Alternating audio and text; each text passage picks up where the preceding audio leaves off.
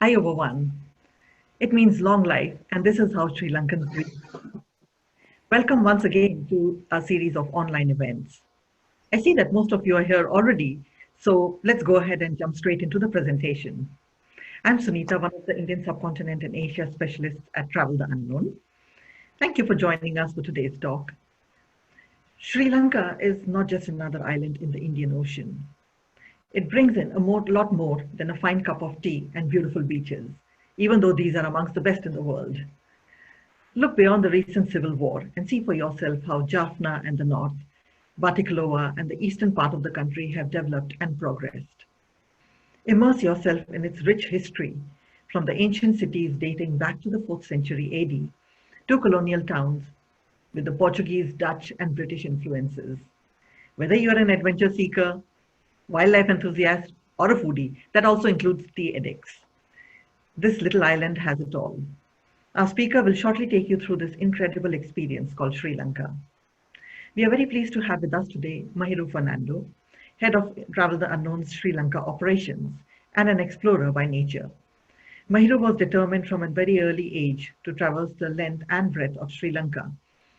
The travel industry was the perfect fit, not just to discover it for himself as regularly as possible, but also to share it with others.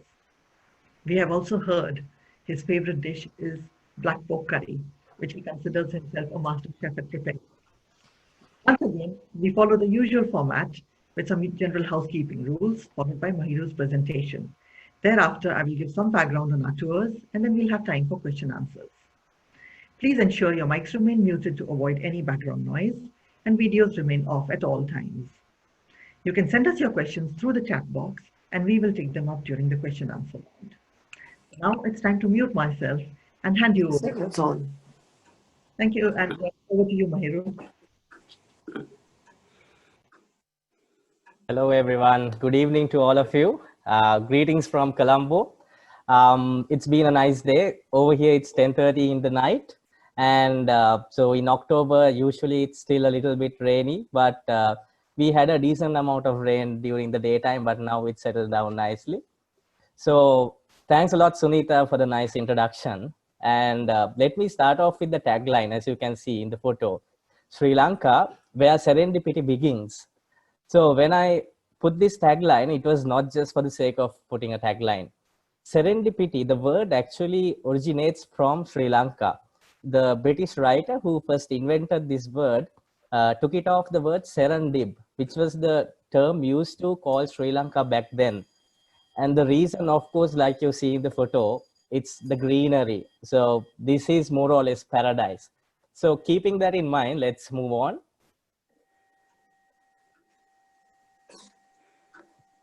Right. So this is our local team in Sri Lanka. As you can see, it's a bunch of young guys and girls. And I would say we come from different backgrounds academically. Some are from science, some from marketing side. I'm from a finance background, but the common thing with all of us is that we are all travel addicts. Like we will always try to find an excuse to get out of Colombo. So we've been enjoying our jobs. This has been the dream job for almost all of us. Yes, things are a little bit tough at the moment, but I'm sure we'll get through it. And looking back, we'll be happy we had this time. Right. So looking at the destinations in Sri Lanka, now I have only pinpointed few of the highlights in the map. Otherwise, it'll be like plenty of destinations and you won't remember them anyway. And so these are the locations which will feature regularly in any itinerary, or at least majority of the itineraries. So starting from Colombo, you will see that I have put two separate icons for the airport and Colombo. The reason is very interesting. The Colombo International Airport is actually not really in the Colombo city. It's technically, it's not even in the Colombo district. It's just next to the Colombo district. So it's about a 1 hour's drive from the airport to Colombo city. So that's the reason for having two locations. And then we have the cultural triangle. We have Kandy, the hill country, a little bit of wildlife in the southeast, then Galle. So I haven't also forgotten a little bit off the beaten track locations like Jaffna and Trincomalee in the north and the east. But I'll be touching upon these main locations later on. Right. When to travel? This is like the toughest question a travel designer will get to answer. Because nowadays, with the weather patterns messed up, you can't really predict and give like accurate answer for this. But the only thing we can do is like we can see what are the previous weather patterns, like how it has been in the past, and then okay, assume it will be affected somewhere like this. So as you can see, there are two main monsoon rains coming down to Sri Lanka. The northeast monsoon usually is from November to February, and that affects the northeast part of the country predominantly, but it also comes down all the way to the central part. So if you're planning on visiting Jaffna or Trincomalee up in the north and east, better to avoid traveling during November and February. And then the southwest monsoon hits the south coast from May to September roughly. And so likewise, if you're thinking of traveling during your summer months, better to avoid the south coast, southwest coast. Also, these monsoons have an effect on the ocean, the high tide and the low tide. So with the monsoons hitting the southwest region, Is that what I was reminding you about? and usually it will affect the high tide in these areas. So then if you're considering a beach stay during your summer months, better to consider the east coast, and vice versa. Like if you're traveling during your winter months, let's say November to March, April, always it's better to go with the south coast for the beach stay. Right, keeping that in mind, we'll move on. I'll start off with Colombo. Colombo usually doesn't feature in all the itineraries. There are a lot of travelers who think Colombo is just another boring city. I wouldn't really disagree, because if you look at the highlights or the well-known places in Colombo, they are actually quite boring. And sometimes people even visit exhibition halls. I don't know what's the fun they get out of it.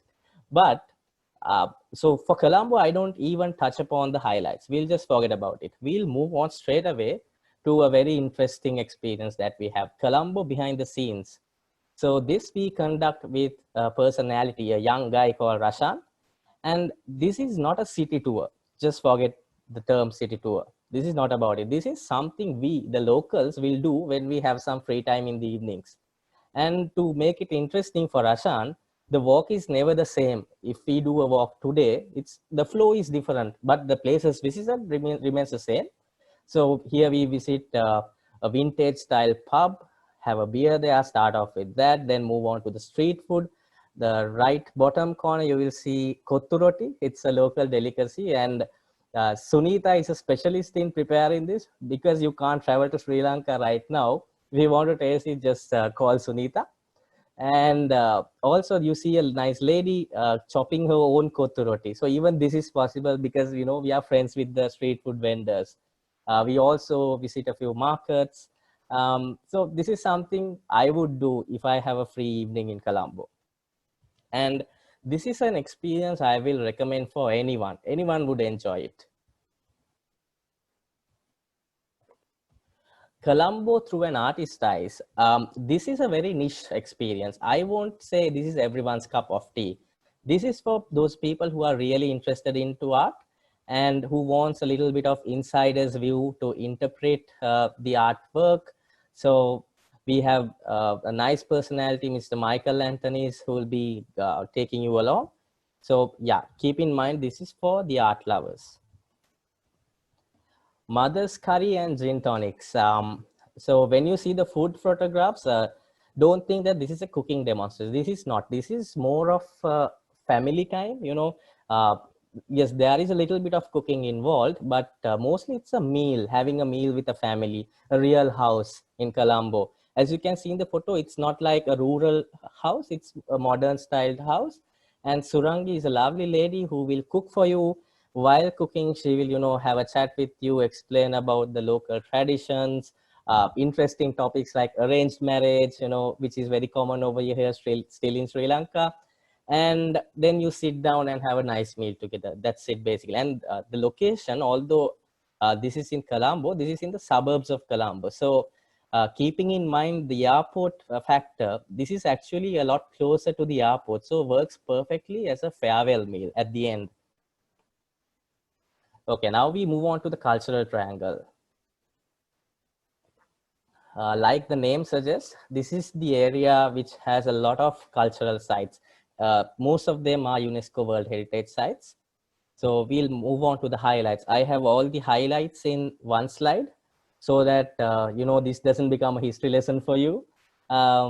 Just to give you a glimpse, Anuradhapura, that's the first ancient kingdom of Sri Lanka. So that's when the first kings reigned here. And then the kingdom moved to Polonnaruwa, which is another ancient city. The most interesting or the most famous one is Sigiriya in the middle. So this is a rock fortress. That's the most visited cultural site in Sri Lanka. And there's a nice story behind it, not really nice, I would say.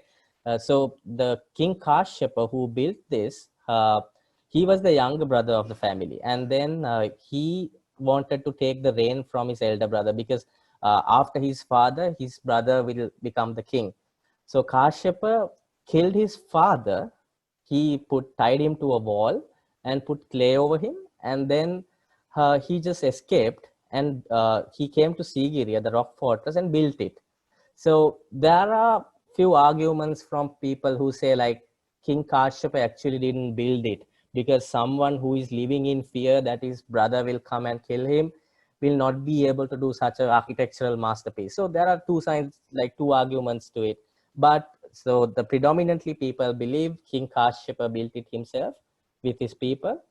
So an interesting story. So likewise, even when you visit with our guides, more than making it a history lesson, they will also talk to you about these stories, their personal experiences, likewise. And then on your left-hand side, you see Dambulla, which is a nice cave temple complex. There's lots of caves and every cave has statues, paintings. This is also a UNESCO World Heritage. All four of these are UNESCO Heritage Sites. And then you will wonder what's a national park doing here in the cultural triangle. We actually have a few national parks also in that area. And Minneria is the most famous out of it. So during the months of July and August, all the elephants in the area gather to Minneria because they have water sources available. And then this is considered as the largest elephants gathering in Asia. So at one time, you can see around 300, 350 elephants. Right. So now looking beyond the highlights, so we move to Nerina's narratives. Again, not everyone's cup of tea. This is for the history buffs, people who really want to delve deeper, and the highlight here is going off the beaten track and visiting sites like Ritigala, Kaludiyapukuna, where a normal guide cannot give you insight, but you need archaeologists like Nerina to talk about the historical value, the archaeological value. And so Nerina is an archaeologist who travels all around the world for research symposiums, conferences. Only thing is we have to, book her in advance and she will let us know about her availability. So we have to plan accordingly. Okay, so I talked to you about Polonnaruwa, the kingdom. But this is a cycling program that we do in the inner village of Polonnaruwa. And the purpose is to see real life right now, because there's no point dwelling on your past. This is the present. This is life as it is. So we have a local guide from the village who will be taking you around. And I won't say his English is the best, but he has the knowledge, he's a friendly character. So he has access to the locals who will come and give you a smile, have a chat. You can see like the fishermen, they are traditional fishing styles, techniques, and lovely scenery right throughout. So this is looking beyond the highlights. Okay, so this is my favorite, the Lordly Lunch.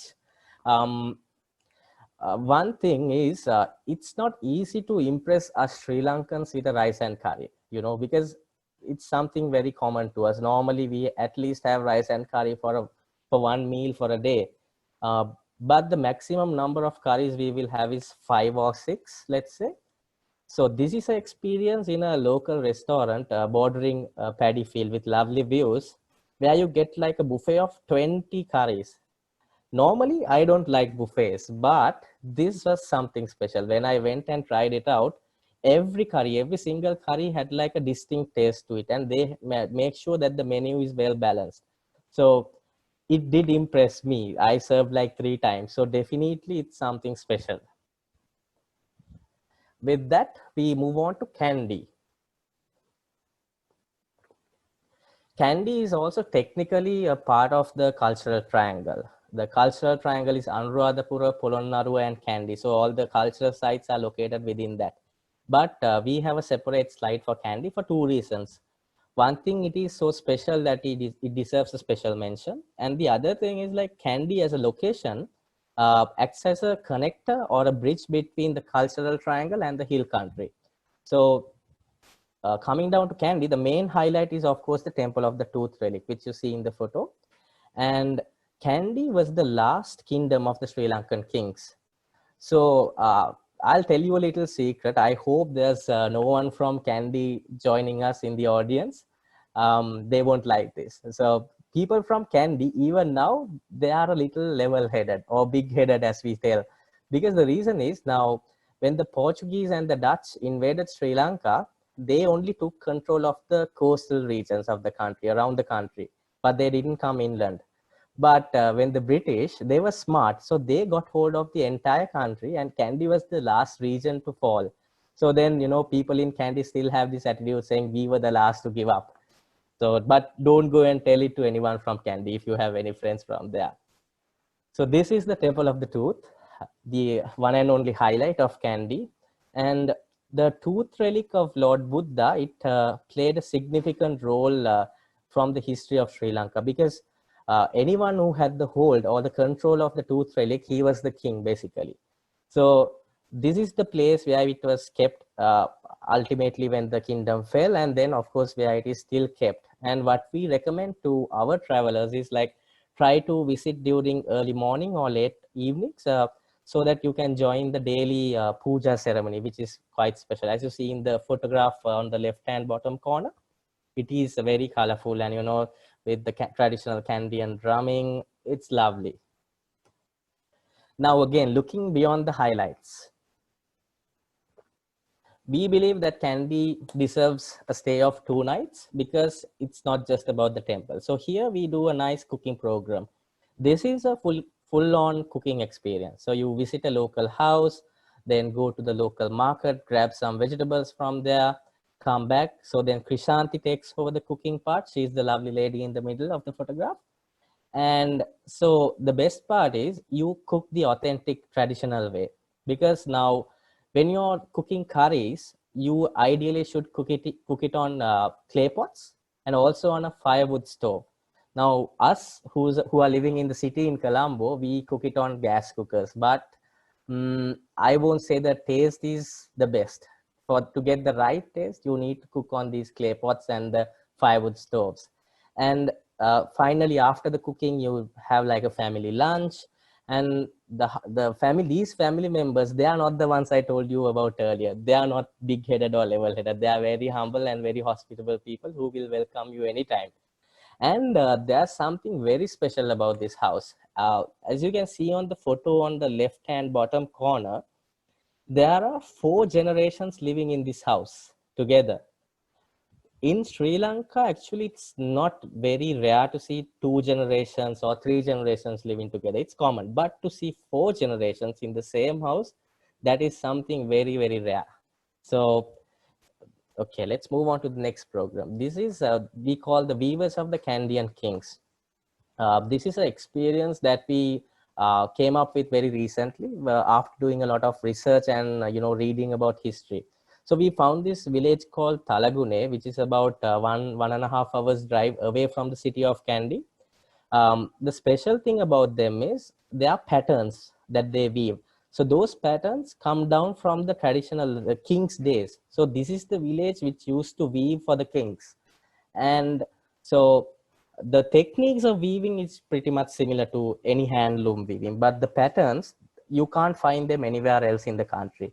Now, the challenge for them is to get the next generation to keep on this tradition, because now with the technology improving, the young generation wants to, move into the city, um, buy a tuk-tuk and be a tuk-tuk driver, but they don't want to do this. So we are also trying to contribute, to build some interest so that they will also take it up and the traditions will go on. And without just making it a house visit to these houses, we also do like a walk around the village, which is like a very scenic location. As you can see in the photo, there's also something very special about it. You can see paddy fields and also a waterfall. So in Sri Lanka, you can see hundreds of waterfalls. You can see lots of paddy fields. But to see a waterfall near a paddy field, it's not common. It's very rare. Right, we'll move on to the next experience. This we call musing with a monk. Again, this is not done exactly in the Kandy city. We found a nice little village temple in the suburbs of Kandy. And the special thing is the resident monk here, Venerable Pallegama Samita Thero, he can speak and preach in English, which is very rare once again, because, our monks over here, they study in Sinhalese or Pali. So to find someone who can talk in decent English, it's not easy. And again, the purpose here is not really to give you like a Buddhism, like a lesson on Buddhism. It's not about preaching. It's more about, sharing the stories of his life as a monk, his experiences. How is it to be a monk? What do you feel when you get ordained as a child? Very practical side of things. And like some interesting topics like, okay, monks preach to give up everything, don't get attached to anything. But then let's say he's even in the photo in the middle, he has a mobile phone with him. So he talks about, okay, if the mobile phone drops, still he feels, attached to it. So like very practical things from the perspective of a monk. The Paddy's Pagodas and the Pin's Nest. And again, this is away from the city, inner villages of Kandy. We visit a couple of nice ancient temples which have like ancient craftsmanship, like wood carvings during the days of the kings. And you walk through the paddy fields, see the farmers working along the paddy fields, and then visit a few cottage industries. You can see a man holding a sword that he made from his hands. There's a lady doing brass work. So again, seeing real life as it is, nothing is staged. You have a local villager who will show you the way, but nothing is scripted. Okay, now we move on to the hill country. My favorite, because, mountains, waterfalls, lots of tea plantations. And so then with the mountains come like some hiking routes, trails, not too strenuous ones. I like it because of the climate. It's usually colder than the rest of the country, and, lovely place to just go there and relax. And of course, obviously, our signature experience in the hill country is focused on Ceylon tea. So what we do here is we work with Mr. Salinda Madugalla, who's a retired planter, and he will take you on a walk around the tea plantations. Then again, he will talk more about his stories, how things have changed from the days he began to work and up to now, and what will be the future of the tea industry in Sri Lanka, because now things are getting less labor intensive, moving more towards technology.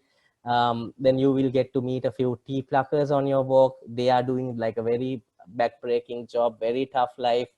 And so again, it's all about storytelling. And then at the end, you have like a private tea tasting experience with Salinda, who will like teach you how to identify tea grown in the hill country, tea grown in low country, and different qualities, the export qualities likewise. Now we come to Galle. Talking about Galle, the highlight itself is the Galle Fort. So the city is also named under the Galle Fort. So this fort was built by the Portuguese, also modified by the Dutch, and such a lovely place. It is also a UNESCO World Heritage Site. And within the fort, you get lots of boutique hotels, nice little cafes, pubs, restaurants. And the best part is you still have people living there inside the fort who have who's been living on for generations. And what we always tell travelers is like best time to visit is now, before people start selling all their houses to convert into boutique hotels. So still you have people living there. things might slow down a little bit, so which is a good thing. And this is definitely a highlight. Now, looking beyond the highlights once again, we have this lovely signature experience called Spiritual Journey in Gaul. So the purpose here is to give you the real experience on how the locals do their rituals of worshipping at the temple. But of course, if you prefer not to take part, the guide will show you how it's done. And again, if you are interested, you can also participate in a special blessing ceremony by the resident monks. And so what we usually do is, because Gaul tends to come towards the end, this also acts like a farewell blessing, or if you are a couple or honeymooners, it acts like a honeymoon blessing, it's also a marriage blessing. So likewise, here we have our good friend, Mr. Sanjay Perumal with his beard. And, you know, like we said, the Gaul fort is a highlight, but here is Sanjay who will add value onto it. So if you do a walk with him around the fort, he will share his stories, you know, how the Gaul fort has evolved from back in the days to now. This is not really a history lesson again, but there's a little bit of history involved, of course. But again, he will talk more about his experience on like living, how it is to live in Gaul, how about the people living inside the fort, likewise. This is also another new signature experience that we recently came up with. So we thought, okay, the South Coast is special for its seafood. And rather than doing a seafood dinner at a hotel, why not do it at a house, local house, the authentic way? So the main highlight, of course, like you see in the photo, is the crab curry or the prawns curry. But the star player in this experience, it's the coconut. In the middle picture, you see coconut sambal, which is made out of grated coconuts mixed with chilies. But on the right hand side, the right bottom corner, you see a nice little dessert made out of coconut. It's coconut mixed with honey. So also it gives a fantastic taste. So again, the whole experience is, the purpose is to, you know, visit a real house instead of restaurant. Right. So I also thought of including a slide about Jaffna because it deserves a special mention. But I won't once again say this is for everyone, because for one thing, Jaffna requires a lot of time to get there because it's right up in the north. It takes a little bit of time. And also you need at least 3 nights in Jaffna. So if you have only, let's say 10 to 15 days, you might not have enough time to cover the rest if you go to Jaffna. And the other reason is Jaffna is not for everyone because still it's a very raw area, you know, it's not developed yet. There's not a lot of high-end boutique hotels there. So this is more for the well-seasoned or the experienced travelers who don't mind to rough out a little bit, but prefer to visit off the beaten track places to, you know, to explore. So this is for that type of travelers. Wildlife also, it's something like we shouldn't forget about mentioning, because now you would have already noticed in the map I had icons of little animals everywhere. So these are actually national parks. Although Sri Lanka is like a very small island, we have 26 national parks in the country, and all of these animals you can see here. But one thing I have to mention, it's if you have been on a safari in Africa, you have to come with an open mind, because Sri Lankan wildlife experience, honestly, I won't put it on the same league. It's a notch lower, but it's unique. There are differences between Africa and Sri Lanka. And so the most famous national park is Yala, which is in the southeast part. And of course, it's really popular because of the leopards. So things can get a little bit crowded. So our personal favorite is actually Vilpattu up in the northwest. As you can see, the icons of a leopard, sloth bear, and a crocodile. So that's our favorite national park, the biggest national park. So you don't really feel like you're crowded. Very few people visit there. 2 weeks back, I did a safari in Vilpattu, maybe maximum 5 to 6 jeeps inside the whole park. And I saw sightings of the leopards, sloth bears, elephants, crocodiles, eagles, different types of eagles, owls. Fantastic. So like that's the best I've seen in a half-day safari. Now, why Sri Lanka? You already have the answers, I guess, after looking at all of these. Sri Lanka, mind you, is only 65,500 square kilometers and an island on top of it. So I always say Sri Lanka is the jack of many trades, master of some. Why I say master of some, like I said earlier, when it comes to wildlife, we won't say we are the best. When it comes to beaches, we won't say we are in the league of Maldives or Seychelles. That will be like a bold claim. What we will say is, yes, we have all of this, the history, culture, nature. With that, we are not second to anyone. I would say we can rate it right on the top. But yes, there are some things like wildlife and the beaches, which we say, okay, we are not the masters. And then the food is amazing. The people are very welcoming. You will always see a smile on their faces. We even have rainforest. So what else can you ask for? But snow right now, we still haven't had snow in Sri Lanka. But looking at how things are going, in 5 years time, of course, you never know. So, but for now, don't take it as granted. For now, sorry, we don't have snow. Okay, so these are a few of the favorite hotels that we work with, the hotels we love. I'm sure, like looking at the photos, even you are impressed. But I have purposely not mentioned any of the names of these hotels because now we have hundreds of these properties which we love. And if I name a few and leave out a few, it won't do justice to them. So, but just to give you an idea, you can see like tented camps here, you can see eco lodges, you can see beach villas, mountain resorts, boutique hotels, like more modern villas with a plunge pool, the colonial style bungalow. So likewise, like the experience on offer, even the hotels have a wide range. And we like to work with these small scale properties because we usually prefer to avoid the big hotels, 150, 200 room hotels. That's not really our cup of tea. But of course, if you're traveling with a group, yes, you might have to move to a slightly bigger hotel. But if you're traveling as a couple or a family, definitely small scale hotels are the best. Few of the top tips I can share with you, things you might not be able to find online. So the first one you probably know already, travel times and Google Maps isn't always right. Google Maps has misled me a lot of times. Like sometimes I end up in a dead end when driving, and especially the travel times. It also depends on what time you search for the directions. So if you see it's 5 kilometers or 10 kilometers, don't think, okay, it's just 20 minutes or 10 minutes. Over here, 5 to 10 kilometers that can take you 1 hour.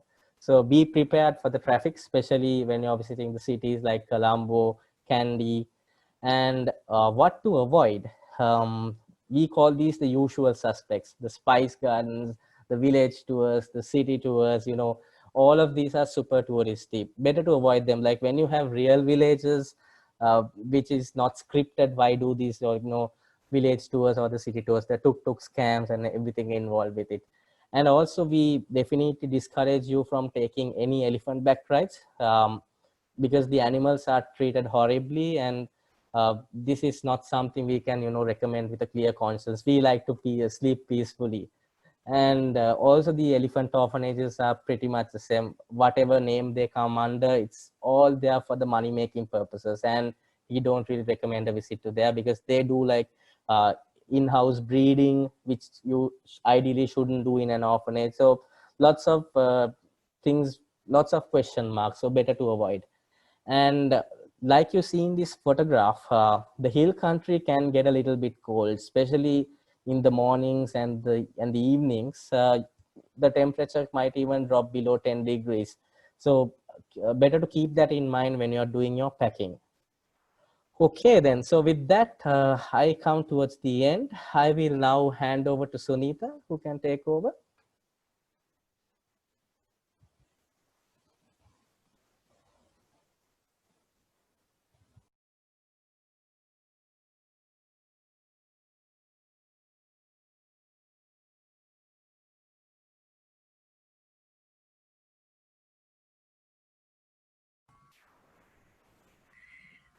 So it's my turn already. Thank you so much, Mahiru. That was brilliant. And I was reminiscing about my trip to Sri Lanka, all the places, all the lovely places you were talking about, and all the food. And yeah, you're right about the kothu roti. And I can safely say I can prepare it quite well because I did learn it in Sri Lanka.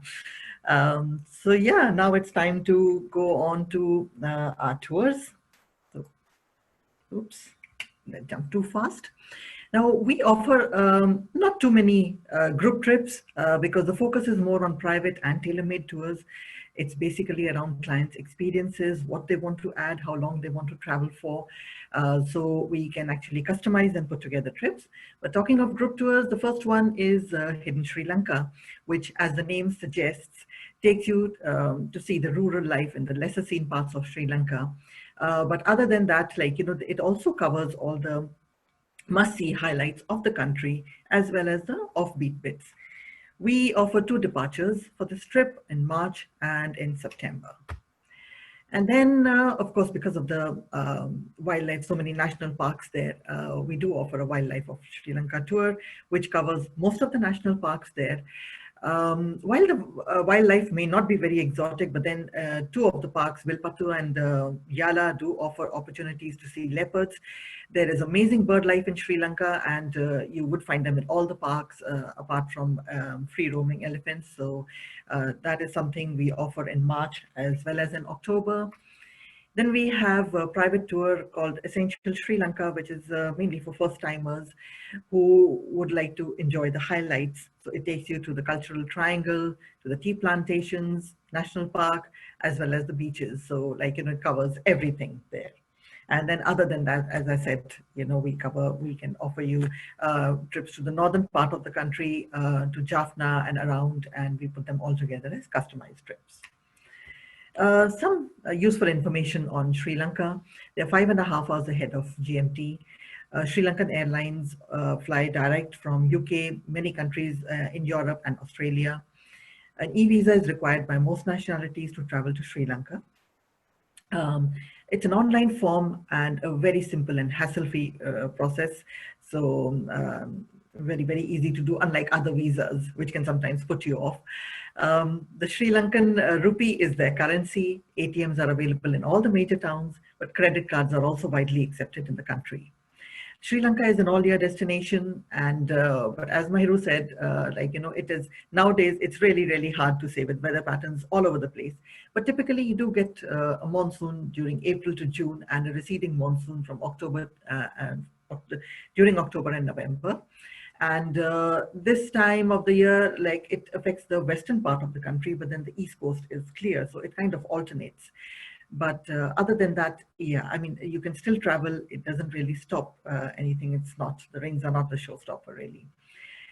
For vaccinations and medication, we always recommend you consult your GP or travel clinic for the latest requirements. So now it's time for questions. And Mahiru, if you could join us too, please. I'll just get the questions. Let's see what we have. If anyone has any questions there. We have some, yeah, we have some clients who really, really enjoyed and sent their thanks to you. So Mahiru, what are your favorite parts in the country, and where would you recommend a first timer who wants to go offbeat? Where would you recommend they travel? Right. I would say you start off with somewhere closer to the airport, maybe Colombo or maybe like towards Negombo side. Yeah. And then cultural triangle is a must, because if you come to Sri Lanka and not visit any cultural site, it's a shame. But be careful. Like I had about 4 to 5 cultural sites. Don't pack it with all of this. Just select 1 or 2 and have like 2 nights in the cultural triangle. It's not a must to visit all of this. So maybe Sigiriya and either of Anuradhapura or Polonnaruwa. And then have a night or 2 in Kandy. The tea country is a must. And then just to give you a little bit of off the beaten track feeling, maybe we'll go to somewhere like Alla or even further to Galloya, which is like a national park, not visited very frequently. And then you come down to the south coast, and like in the map you have Singaraja. And what I forgot to mention in the presentation was that Sri Lanka is also like a birder's paradise. If you're into bird watching, Sri Lanka is a heaven for you, because we have the resident endemic birds and also a lot of migrant birds, especially during the winter season. So then Singaraja, the rainforest, is ideal for that. And then of course, depending on the time you visit, couple of nights on the beach, closer to Galle so that you can also visit the Galle Fort from there. That would be an ideal trip for a first timer. But then if you're really wanting to go totally off the beaten track, definitely like places like Vilpattu, Jaffna, Trincomalee, but depends on the time you're visiting. Fantastic, thank you. And for people who enjoy snorkeling, diving, those kind of activities, would you recommend they go to Pigeon Island? Yes, definitely. Like, especially if it's during the summer months, let's say June to September, the East Coast is fantastic. The Pigeon Island close to Trincomalee, lovely location. The waters are clear, lots of corals, lots of marine life. So for snorkeling, yes. And for divers, we all have like shipwrecks all around the coastline. So now diving is also something coming up in Sri Lanka. Now we are gradually getting like expertise from the Maldives. So that is something developing very interestingly. But there are a few snorkeling areas in the south coast as well, but I wouldn't really say it's in the same league as, let's say, Maldives or at least in the East Coast. Yes, that's true. And what would you say about the boats at Mirissa now for whale watching? Because at one time Now, we had these smaller boats and we used to have a lot of clients actually falling sick, but have they improved on those? there are still a lot of small boat operators. The problem is not really on the size, but on the volume of boats that goes into the sea. So we don't really aggressively promote whale watching in Mirissa. Reason is like usually the whales pop out of the water to breathe. So you need to let them have their space to breathe. But what these, you know, these small scale boat operators, they just don't care about that. They just keep on chasing the whales. So what we do is we work with very selected amount of suppliers who have like, some are very luxurious catamarans. They know like to keep the distance. One supplier is Sri Lanka. And then there are a few others, maybe water sports, who have nice big boats, which are not, not a terrible ride. It's comfortable. Still, like you can get seasick, but then you can go prepared for it. Thank you. That's good to know. And our homestays, is it possible to stay in homestays at most places? Definitely, like especially in Kandy, Ella, even in the Cultural Triangle, in the South Coast, we have like a selected few homestays that we work with. We won't recommend all the homestays because sometimes until you get there, you don't know what to expect. So it's better to have like tried and tested homestays around the island. Like in Colombo, for example, we don't have the a homestay that we can recommend with confidence. So there are places that we can recommend, of course, if you like that experience. Great, thank you. How easy is it to travel independently around the country? Um, if you know how to get yourself around, I won't say it's impossible, but the complications arise because now Sri Lanka is more or less like a round tour destination. It's not like you go to one place and from there you can do excursion. Usually you need a very reliable guide or a chauffeur guide with you. And if you want to travel independently, the using public transport might be a little bit complicated. Nowadays you get like people who rent out tuk-tuks, but then again we don't recommend that because it's very risky to drive on these roads. So now I've been driving here for about 15 years. Still, when I go out of Colombo, sometimes with the buses coming into your face, it's a little bit terrifying. So I wouldn't really recommend to drive here, but of course it's not impossible if you're brave enough. Great, thanks. Um, is there a handrail all the way to the top on Sigiriya Fortress, Rock Fortress? I The last bit, no, but until like, let's say for 70-80% of it, yes, you have a hand railing. The last little bit, there's no hand railing, but still it's very safe. But if you're scared of heights, then I wouldn't recommend. True, I remember that only too well. And it's just these steps which have been put fixed onto the rock on the outside. And Yeah. it's a scary experience. But I think there were so many there who didn't appear to be, phased by it. So I think that's okay for those who are not scared of heights. Yeah. What would you say about the train journey from Colombo to Jaffna? It's called the Queen of Jaffna. Queen of Yes. Jaffna. So Yes, now, the train which it, had yes, not run it for so can. many years, about 24 Yes. years, is it? Isn't it? Yeah. Yes, and it like started about 6-7 years back, and it is like in 6.5-7 hours you can get to Jaffna. So actually, for all our travelers, what we recommend is if you're heading to Jaffna, take the train. Most of our clients actually take it from Anuradhapura. So you Yes. go to the cultural triangle and then from there take the train journey from Anuradhapura to Jaffna. It's about 3.5 hours, which is very quick.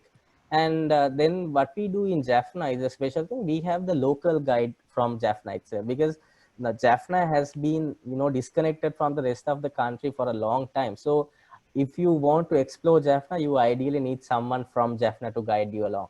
So then, because typically we get onto the train from Anuradhapura, and your guide in Jaffna, he will come and pick you up from the station in Jaffna. So that way it works perfectly. So one way by train and one way by road, at least, because even Yes, the road journey is quite nice and going via the areas. yes. It's a lovely drive, I thought. And the train ride, especially, it's like a trailer into what to expect in Jaffna. Because uh, when you get on from Anuradhapura and travel towards Jaffna, gradually you see the vegetation changing gradually, and then the palmyra trees start appearing. Okay, then in your mind, okay, we are closing Jaffna. It kind of prepares you for what's in store. Very true. And should, anybody interested in architecture want to do Jeffrey Bawa Trail there? So, because that is something, again, a request we get from many clients who want to actually see all the wonderful creations, his masterpieces.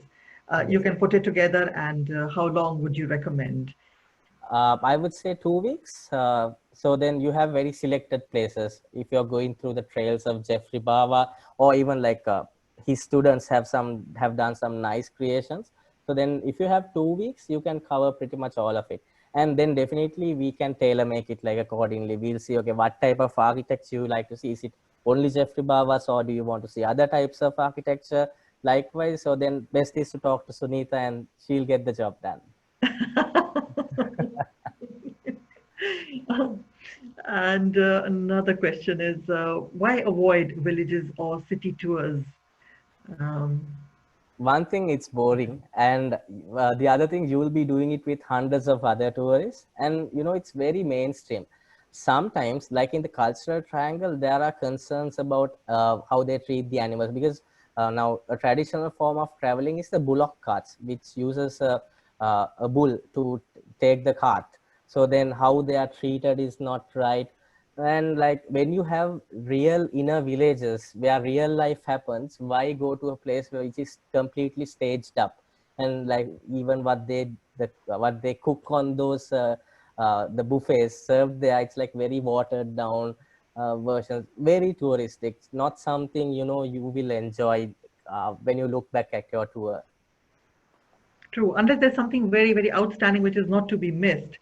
I guess some of the things are just routine and might as well go for the other experiences, the more authentic experiences there then. Yeah. Is it expensive to get around by taxis? Not really. But the problem once again is because it's a round tour, you will have to get a taxi from Colombo and also make sure it ends in Colombo, because otherwise you will be charged all the way back to Colombo. That's how it works. So not expensive, but finding a reliable driver who can also be your guide, speak decent English, that's the tough part. Because taxi drivers, they are not allowed to be guides, so they can't accompany you in the cultural sites. Lots of complications. So that's why ideally, because it's a round tour destination, that you need to book in advance with a proper qualified licensed chauffeur guide. Thank you. And any idea when Sri Lanka is likely to open its borders and allow foreigners to start traveling back into the country? No specific date as such. Earlier, there were plans to open in August, but then what is delaying us at the moment is we have lots of Sri Lankans who are stranded overseas who wants to come back to the country. So that process is going on slowly because we don't have enough capacity in the quarantine centers. So there's a delay in that. Now, the unofficial news is that this year, probably the airport might not open, but probably looking at early next year, Q1. Okay, that's good to know. Yeah, at least if there's some kind of timeline, and then we all have something to look forward to. And Yes, it could go either way. Let's hope, earlier rather than later. exactly. And would you say it's recovered completely from the 2006 tsunami, the Boxing Day tsunami? Yes, definitely. Yes, because we got a lot of support from all over the world. And so that's tsunami was an eye opener for Sri Lanka to know that we are not alone in this. There are a lot of people to support us. There's actually like villages which were like developed even better than what they were before. So a lot of infrastructure was improved. So completely recovered from tsunami. Yeah, that's what I found. In fact, my visit was a few years ago, but it didn't seem to show. There were some monuments in the south which had more of an impact, but other than that, there was nothing really to show that. Yes, but of course, like when you say lives lost, you can never recover from it. You just get That is, to, yeah, live with it, but you can never recover. absolutely, that's true. So, and is it safe for a female traveler to travel all by herself within the country? Now I would say yes, because if you ask me 5 years back, I wasn't too sure. But right now, even Sri Lanka is developing. The attitudes are improving of the people. They won't now go and harass just anybody just because it's a female traveler. Um, yeah, I don't see anything. Of course, there are like isolated incidents happening all over the country. Like it happens in pretty much all the destinations in Asia. But as a whole, I will feel comfortable if I was a female traveler to travel alone. Yeah. And of course, like, partly it's also one's own responsibility to keep your belongings safe and not to attract, kind of unnecessary attention from the locals and stand out as, a tourist, yeah. So fantastic. So I think that's all the questions. But if you do have any questions later on about traveling to Sri Lanka, um, or to any of our other destinations, please send an email to ask@traveltheunknown.com. We will be hosting more online events in the coming months, and the next two talks have been confirmed as shown. Look out for our newsletter and registration details on our events page. As always, a recording of this presentation will also be on our events page, as well as our Sri Lanka landing page. Thank you again for joining us today, and thank you, Mahiru, for whetting our appetite for travel to Sri Lanka. We hope we can travel there sooner rather than later. I Thank you hope to see you everyone all for the nice again. feedback. Thank you. And I hope to see you all again in a couple of weeks when we will be taking you to Myanmar. So enjoy your evening, stay inspired, stay safe. Goodbye.